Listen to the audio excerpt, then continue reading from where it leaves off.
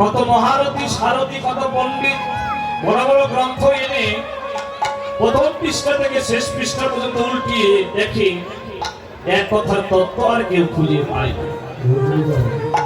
ভরা রাত সবাই জনক রাজা বলছে কেউ কি নেই এক কথার তত্ত্ব আমায় বলবে?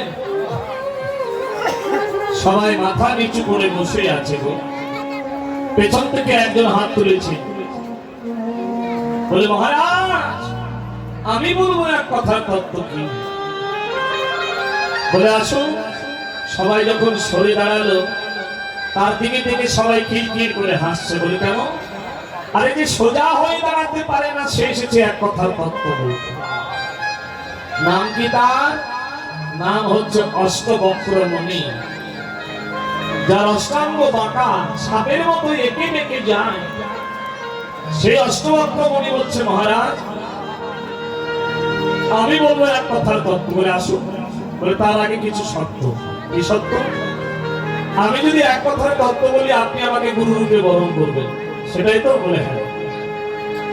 বলে তার আগে আমাকে গুরু দক্ষিণা দিতে হবে, তবে আমারও সত্য যেটাতে আপনার স্বার্থ নেই সেটা আমাকে গুরু দক্ষিণা দিতে হবে। বলে আপনি তো এক কথার তত্ত্ব বললে তাকে তার আগে তো হ্যাঁ তার আগে গুরু দক্ষিণা আমাকে দিতে হবে। আমি বলবো, বলেছি আমি বলবো, কিন্তু তার আগে গুরু দক্ষিণা দিতে হবে। ঠিক আছে, এই রাজ্যটা আপনাকে গুরু দক্ষিণা রূপে আপনাকে দান করে দিলাম। অষ্টবক্রমণি মৃদু হেসে বলছে মহারাজ এই রাজ্যটা কি আপনার? আমি বলেছি যেটাতে আপনার স্বার্থ নেই সেটা আমাকে দান করে দিন। এই রাজ্যটা কি আপনার? বলে কেন?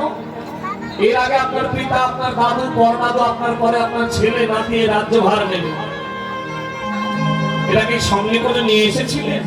বলে না। ঠিক আছে, তাহলে এটা যখন হবে না তাহলে আমার সিংহাসনটা আপনাকে গুরু দক্ষিণা দিয়ে দিচ্ছি। সিংহাসনটা কি আপনার?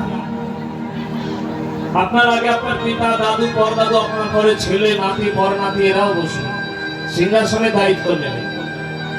সিংহাসনের দায়িত্ব সিংহাসনটা কি আপনার? বলে না। তাহলে আমার ছেলেটাকে আপনাকে গুরু দক্ষিণা দিয়ে দিচ্ছি। ছেলেটা কি আপনার? যেদিন আপনি মারা যাবেন সেদিন কাঁধে করে শ্মশানে রেখে সম্বন্ধ শেষ করে চলে আসবে। তাহলে আমার সহধর্মিনী আপনাকে গুরু দক্ষিণা দিচ্ছি না। সহধর্মিনী কি আপনার? বলে কেন? যেদিন আপনি মারা যাবেন আপনাকে কাঁধে করে সবাই নিয়ে যাবে আর আপনার সহধর্মী গোবর ছড়া দিয়ে ঘরে আপনার সঙ্গে কেউ যাবে না। জনক রাজা ভেবে বলছে তাহলে আমার কি? আমার তো কিছু নয়, আমার তো কিছু নয়।